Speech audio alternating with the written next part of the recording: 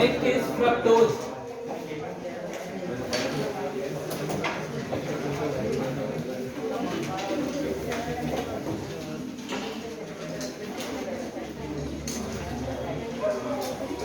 Okay, तो इसमें लिखो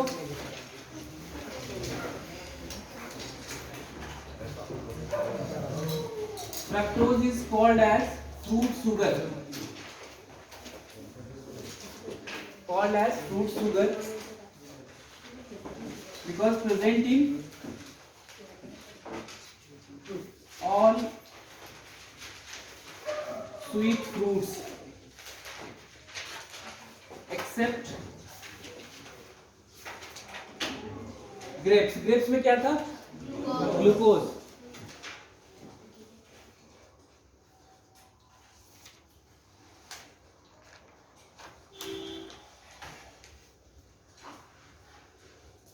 It is also called as लेवुलोज। क्यों बोलते हैं लेवुलोज? Because it is levorotatory. Because it is levorotatory.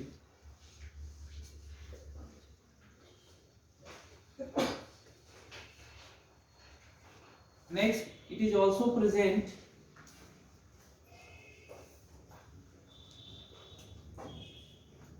in honey,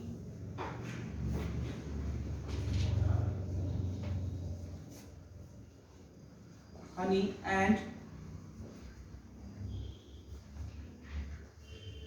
human semen.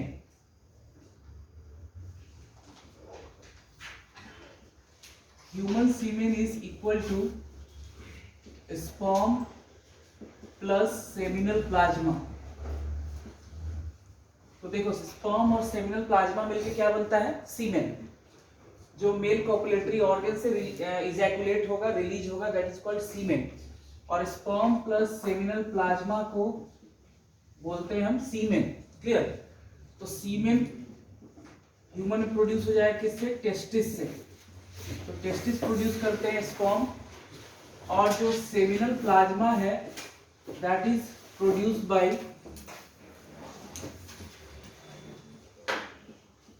by testis, and seminal plasma is produced by accessory glands. Male में जो accessory glands हैं वहां से प्रोड्यूस होता है सेमिनल प्लाज्मा। क्लियर? अब ये accessory glands कौन कौन से हैं? तो first is seminal vesicles. Detail में हम लोग स्टडी करेंगे 12th में, ठीक है? बस इसका नंबर आप जान लो, that is 2 in number. Second, bulbo urethral gland,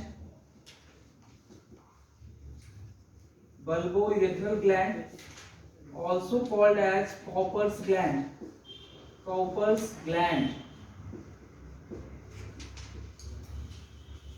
clear? इनका नंबर भी 2 होता है, means they are paired. And third is prostate gland.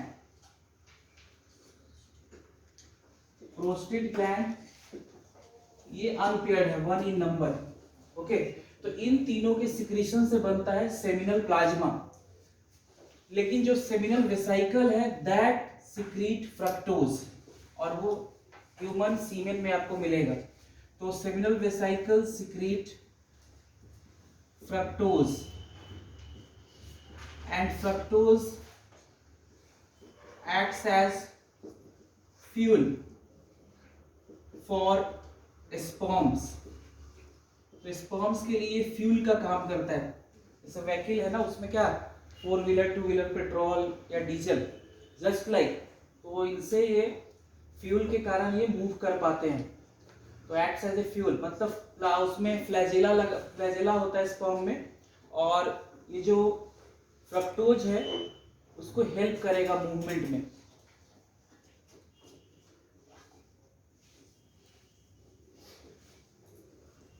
जैसे कोई भी 4 व्हीलर है तो उसमें व्हील्स हैं, उसके कारण मूव कर रहा है, लेकिन आपको पेट्रोल डालना पड़ेगा। वैसे ही यहाँ पे इसके पास, स्पर्म के पास फ्लैजेला होता है, लेकिन सुक्रोज और जो एटीपी वहां पे प्रोड्यूस होता है माइटोकॉन्ड्रिया से, उससे इसको एनर्जी मिलती है इन स्पर्म को, तब ये मूव कर पाते हैं।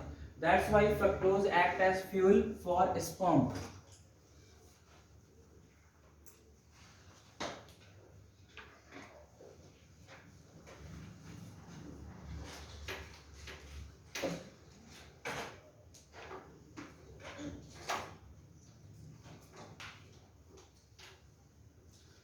नेक्स्ट इंपॉर्टेंट पॉइंट है, इट इज द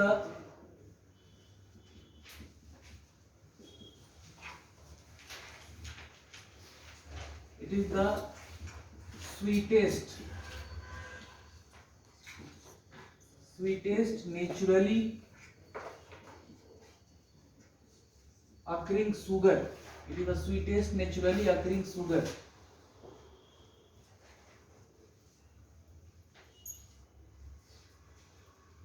सबसे मीठा शुगर यही है जो भी नेचर में एग्जिस्ट करता है।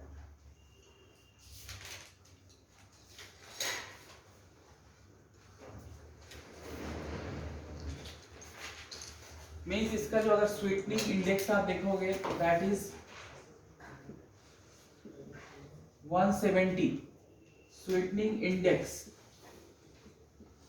एक नंबर दिया गया है सारे शुगर्स को कि कौन कितना मीठा है, दैट इज स्वीटनिंग इंडेक्स, और उसमें इसका नंबर है 170। तो स्वीटनेस इंडेक्स इसका है 170। For glucose it is only 70। तो ग्लूकोज से ये ज्यादा मीठा है। Glucose 70 is the sweetening index for glucose.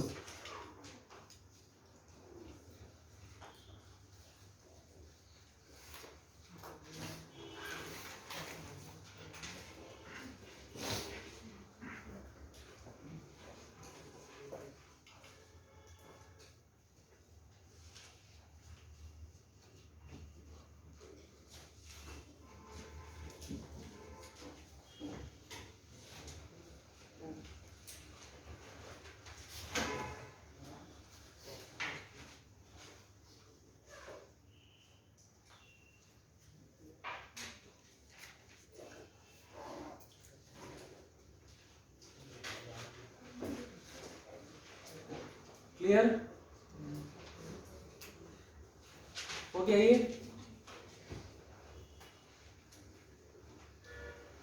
Next heading डालो galactose. Next monosaccharide is galactose.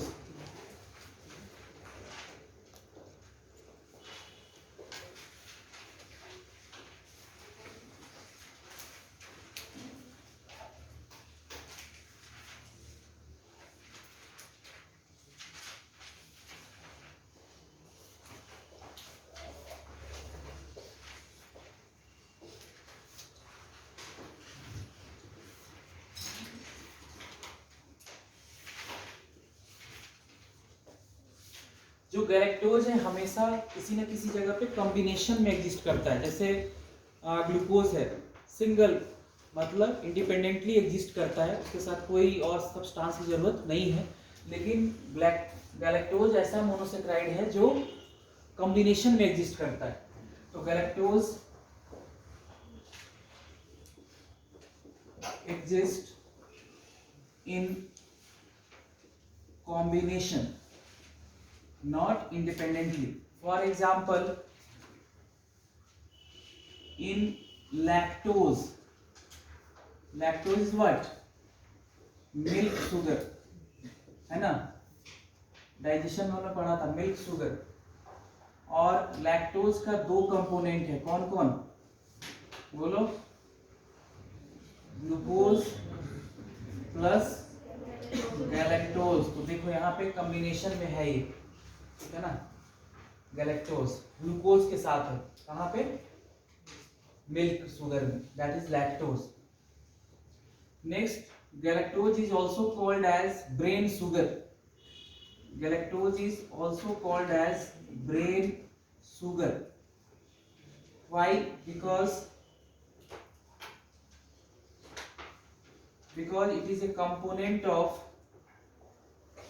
it is a component of glycolipid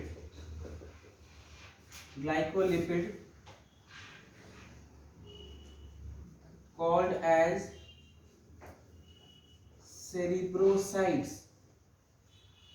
Component of glycolipid called as cerebrosides present in white matter of brain. Clear, इसलिए इसको बोलते हैं brain sugar. तो देखो glycolipid का मतलब हो गया, इसमें ग्लाइको मतलब होता है कार्बोहाइड्रेट, ग्लाइको है यानी कोई कार्बोहाइड्रेट है, और कार्बोहाइड्रेट क्या है तो है गैलेक्टोज। क्लियर, और लिपिड यानी इसके अंदर फैट भी है, और इसका नाम है सेरिब्रोसाइड। तो ग्लाइकोलिपिड मतलब गैलेक्टोज होगा और प्लस इसमें लिपिड होने वाला है, यानी कुछ फैट या लिपिड यहाँ पे प्रेजेंट है।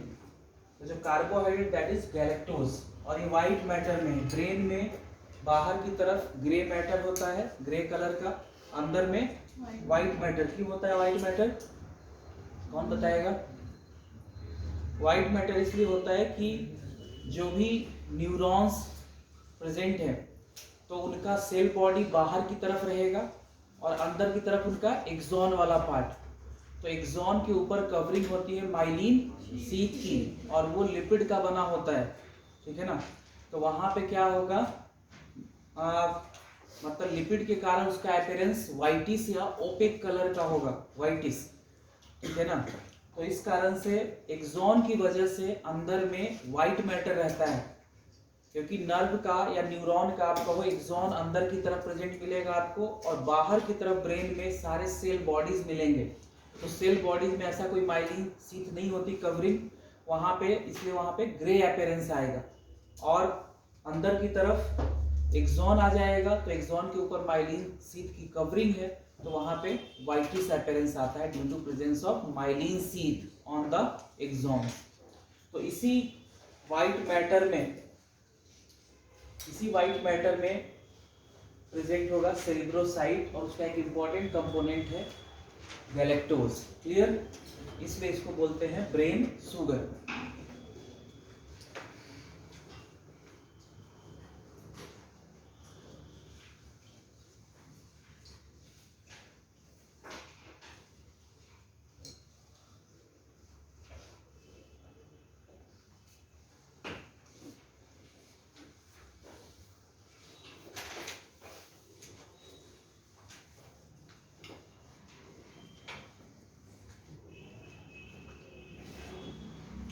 Next monosaccharide is mannose.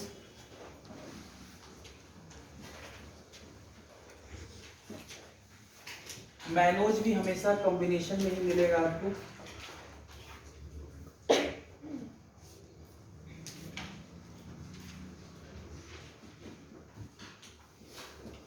It is present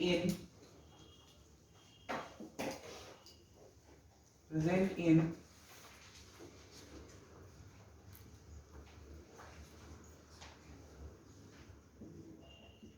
white part of egg.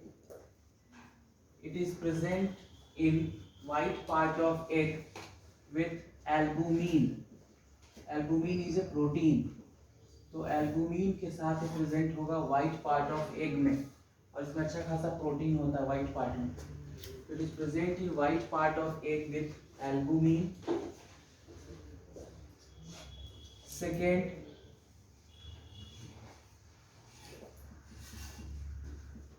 it is present in wood, लकड़ी में। it is present in wood as a component of cellulose, hemicellulose, as a component of hemicellulose। तो जो would है उसमें अच्छा खासा hemicellulose होता है, तो वहां भी आपको मैनोज मिलेगा। तो हेमीसेलुलोज एक हेट्रोपोलीसेक्राइड है। It is a हेट्रोपोलीसेक्राइड। हेट्रो का मतलब होता है जब बहुत सारे शुगर यूनिट आपस में कंबाइंड हो और तब पॉलीसेक्राइड बने, दैट इज हेमी, मतलब उसका मतलब हो गया हेट्रोपोलीसेक्राइड। तो hemicellulose is a हेट्रोपोलीसेक्राइड। हेट्रोपोलीसेक्राइड, hetero means different sugar unit. अगर एक ही तरह का होगा तो उसको क्या बोलेंगे? होमोपोलीसेक्राइड। जैसे स्टार्च, उसमें क्या है? सिर्फ ग्लूकोज है, ठीक है ना। ग्लाइकोजन, वहां भी क्या है? सिर्फ ग्लूकोज है। सेलुलोज, वहां पे क्या है? सिर्फ ग्लूकोज है। तो सारे क्या है? होमोपोलीसेक्राइड है। काइटिन, ठीक है ना, ये भी एक होमोपोलीसेक्राइड है। वहाँ कॉम्प्लेक्स मोनोसेक्राइड यूनिट है लेकिन वो भी होमोपोलीसेक्राइड है। काइटिन कहाँ प्रेजेंट होता है? याद आ रहा है? हाँ, काइटिन कहाँ कहाँ पढ़ा था?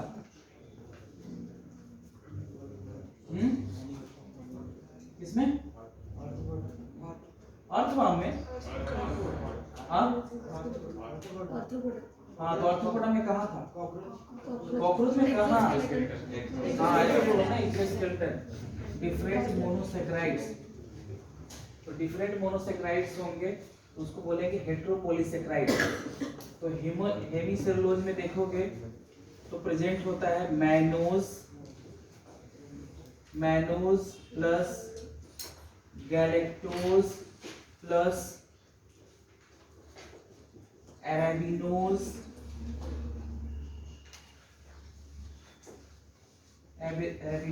Plus xylose.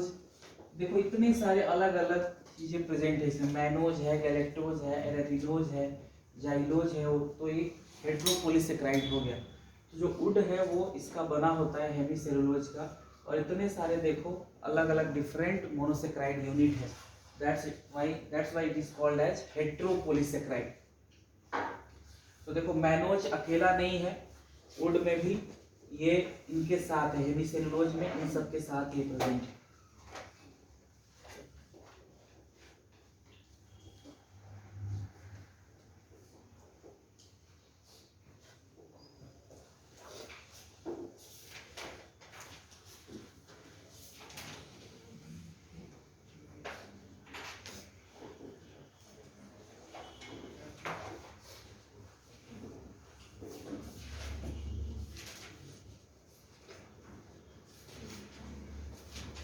मतलब आपको जितना याद हो रहा है सही है।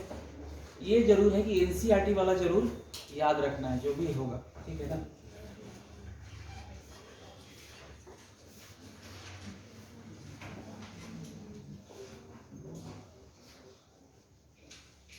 तो मैनोज, नेक्स्ट इंपॉर्टेंट है राइबोज।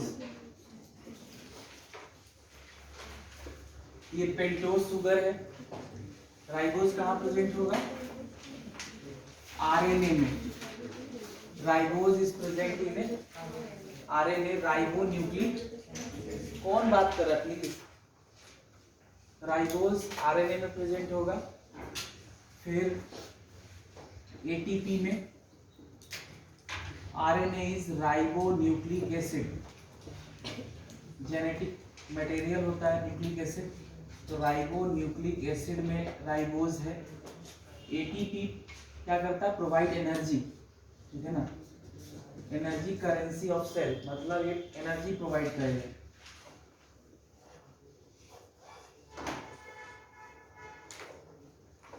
Energy to cells. और ये है adenosine triphosphate. Adenosine triphosphate is ATP. फिर राइबोज प्रेजेंट होगा एनएडी में एंड एनएडीपी में। एनएडी एंड एनएडीपी यहाँ भी प्रेजेंट होगा राइबोज। तो चार चीजें प्रेजेंट होता है आरएनए में, एटीपी में, एनएडी में और एनएडीपी। ये क्या है? तो ये है nicotinamide adenine dinucleotide, that is NAD, and NADP is nicotinamide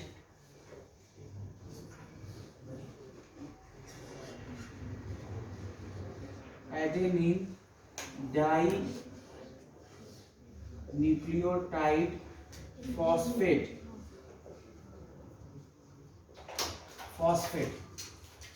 और ये क्या है, these are coenzymes, these are coenzymes, ये क्या होते हैं, कोएंजाइम्स होते हैं। कोएंजाइम्स का मतलब क्या है, कोएंजाइम का मतलब क्या होता है, देखो इसको रब कर दें।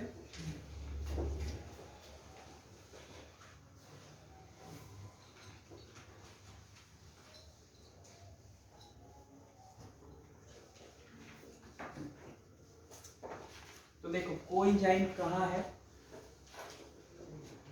जो इंजाइम्स होते हैं क्या होते हैं, इंजाइम्स जो है वो जैसे केमिस्ट्री में पढ़ते हैं ना कैटलिस्ट, वैसे ही इंजाइम्स होता है, जितने भी बायोलॉजिकल रिएक्शन है उसको फास्ट कर देता है, कौन, इंजाइम।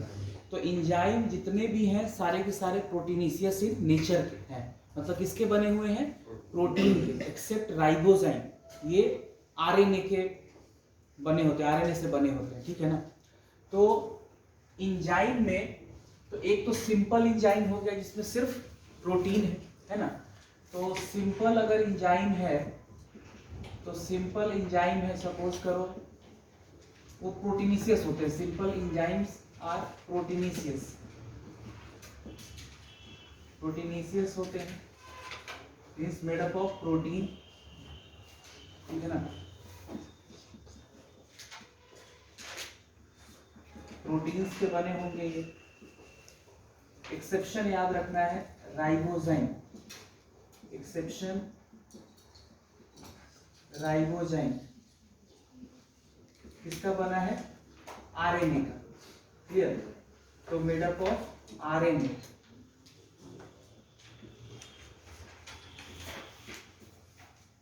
आरएनए का बना हुआ है। अब सिंपल एंजाइम है तो वो प्रोटीन है, सिर्फ प्रोटीन का बना है, exception ribozyme made up of RNA. अगर कॉन्जुगेट एंजाइम है, कॉन्जुगेट एंजाइम का मतलब होता है कि एक प्रोटीन पार्ट भी होगा और एक नॉन प्रोटीन पार्ट भी होगा। तो कॉन्जुगेट एंजाइम को हम बोलते हैं holoenzyme, conjugate enzyme is called as holoenzyme. और कॉन्जुगेट एंजाइम में क्या होगा, एक होता है प्रोटीन पार्ट, मतलब सिंपल एंजाइम में तो सिर्फ उसमें क्या है, प्रोटीन है, ठीक है ना। अगर कॉन्जुगेट या कंपाउंड एंजाइम है तो उसमें क्या होगा, प्रोटीन भी होगा प्लस नॉन प्रोटीन पार्ट भी होगा, ये याद रखना है, protein plus non protein part होगा। और प्रोटीन पार्ट को बोलते हैं एपो एंजाइम, क्या बोलते हैं, एपो एंजाइम।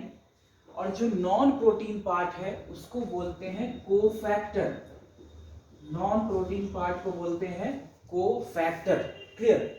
ये बहुत इंपॉर्टेंट है, एनसीईआरटी में दिया हुआ है, 2-3 बार क्वेश्चन आया हुआ है नीट में, it is very important for NEET point of view. तो एपो एंजाइम, प्रोटीन वाले क्या बोला एपो, नॉन प्रोटीन को बोला कोफैक्टर। अब कोफैक्टर में 3 चीजें हो सकती हैं, क्लियर। एक हो सकता है प्रोस्थेटिक ग्रुप,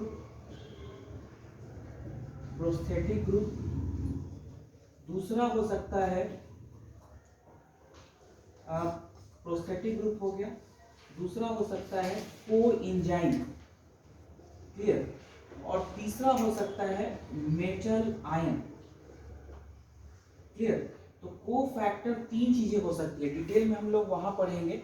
मैं ये बस आपको कोरिलेट करा रहा था कि ये दोनों कोएंजाइम्स हैं, मतलब जो कॉन्जुगेट एंजाइम है उसका पार्ट होता है कौन, कोएंजाइम, क्लियर। तो कोएंजाइम यानी ये याद रखना है, कॉन्जुगेट एंजाइम को ही हॉलो एंजाइम बोला। हॉलो एंजाइम में 2 part, protein and non protein part. Protein part को क्या बोला, एपो एंजाइम, नॉन प्रोटीन को कोफैक्टर। कोफैक्टर 3 हो सकते हैं, कौन कौन, prosthetic group, coenzyme and metal ion. तो NAD और NADP क्या है, कोएंजाइम है। तो सिंपल एंजाइम में तो सिर्फ प्रोटीन होगा, लेकिन जब कॉन्जुगेट एंजाइम होगा तो वहां पे ये एज ए कोफैक्टर आते हैं, NAD एंड NADP, क्लियर। और इनका एक इंपॉर्टेंट कंपोनेंट है, दैट इज विटामिन B3, ठीक है ना। तो coenzymes consist of vitamins, generally जितने भी कोएंजाइम्स है उनमें विटामिन्स होता है। तो ये जो NADN NADP है दैट कंसिस्ट ऑफ, या ऐसा आप लिख सकते हो विटामिन B3। चलो ऊपर लिखते, दिखता नहीं है ना ये, तो ऐसे लिखना आप इसके नीचे ही लिख लेना, जो विटामिन B3 है, क्या नाम है इसका दूसरा, बोलो, नहीं देखा होगा ना video. Vitamin B3 is niacin. तो vitamin B3 is a component of NAD and NADP, ठीक है। NCERT में है, सबके पास NCERT, उसमें देखो NCERT में एंजाइम वगैरह निकालो, इसके पास तो देख लो, नहीं है तो पास में देख लो या घर पे देखना चाहते हो। बायोमोलिक्यूल्स निकालो, इसमें सबसे पीछे जाओ जहाँ पे एंजाइम पढ़ाया हुआ है, और पीछे है एंजाइम सबसे लास्ट में,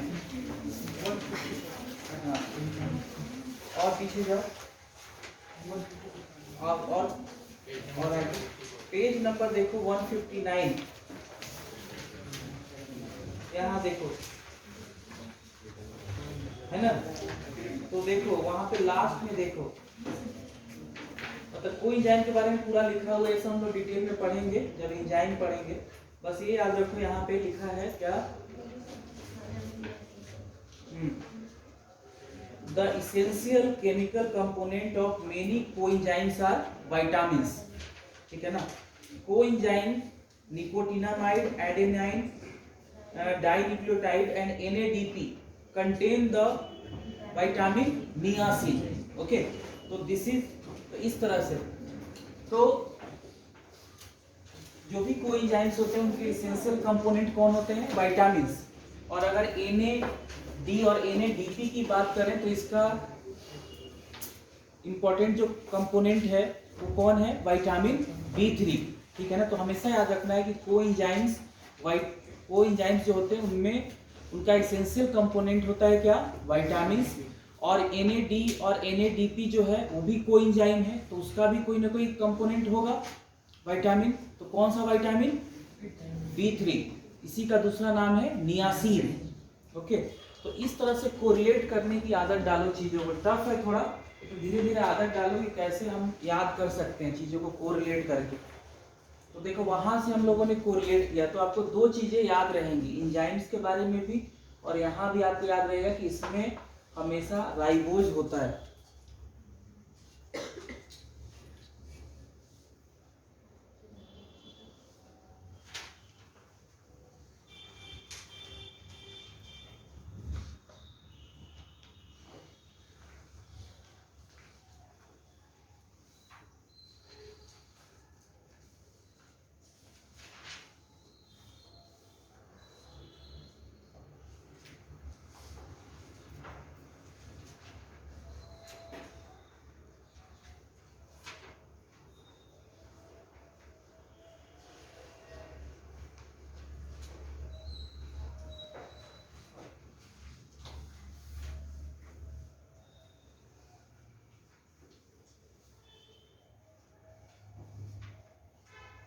ठीक है, तो इस तरह से हम लोग कोशिश करेंगे कि कोरिलेट करके चीजें याद रखें, तब आपको ज्यादा सही लगेगा। धीरे धीरे आदत डालो आप ऐसे।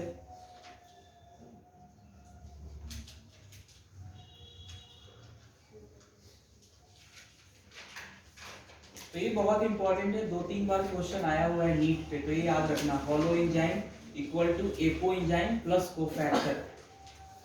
डिटेल में हम लोग पढ़ेंगे जब आएंगे एंजाइम्स पे। तो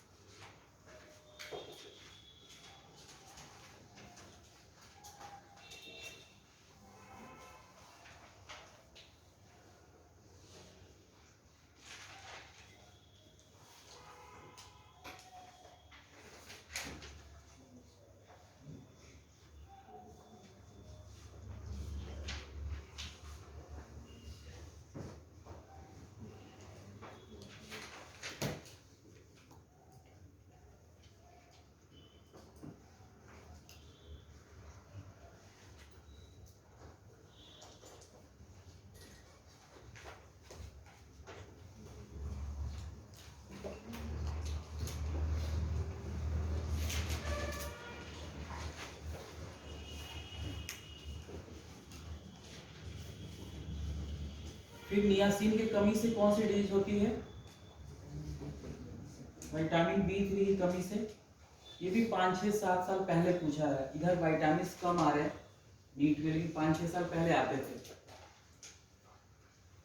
तो विटामिन B3 के डिफिशियंसी से होता है पेलाग्रा। कौन सी डिजीज? पेलाग्रा। ओके, इसमें 3D सिम्टम आते हैं, डर्माटाइटिस, डायरिया और बोलो, हाँ हाँ सही बोलो, डिमेंशिया मतलब मेमोरी लॉस। तो 3D सिम्टम होगा, डायरिया, डर्माटाइटिस एंड डिमेंशिया। और अगर ठीक टाइम से ट्रीट नहीं हुआ सही समय पे तो 4th D आ जाएगा, दैट इज डेथ, है ना। तो 4th D आएगा, दैट इज डेथ। तो विटामिन B3 की डिफिशियंसी से होता है, ऐसे लिख लेना आप, मैं यहाँ पे लिख रहा हूँ, पेलाग्रा।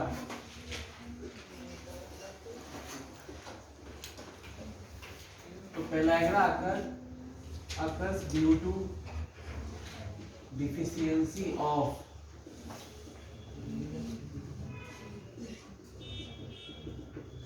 विटामिन B3 नियासिन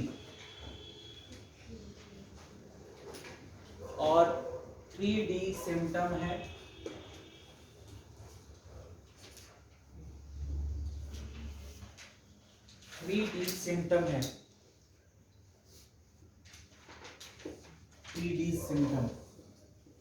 मतलब तीनों D से ही स्टार्ट होंगे।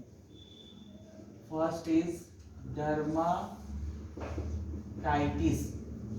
मैंने आपको बताया आइटिस मतलब इन्फ्लामेशन होता है, ठीक है ना। मैंने बताया आपको कंजक्टिवाइटिस, ठीक है ना, अपेंडिसाइटिस, जहां भी आइटिस लगेगा मतलब इन्फ्लामेशन। डर्मा मतलब स्किन, यानी स्किन का क्या हो जाएगा? इन्फ्लामेशन।